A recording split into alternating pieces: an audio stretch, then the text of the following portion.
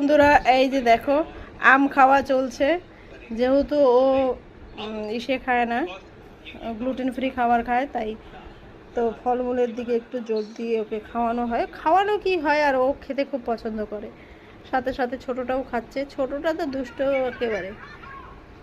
আর বাবা মুদিত, মুদিত এই তাকাও, এদিকে তাকাও। এই যে তাকাচ্ছে। তুমি কি করো টুকু? মাম খাও? ও আম খাও। দাদাকে খাওয়াই দাও একটা, না দাদাকে, দাদাকে খাওয়াই দাও।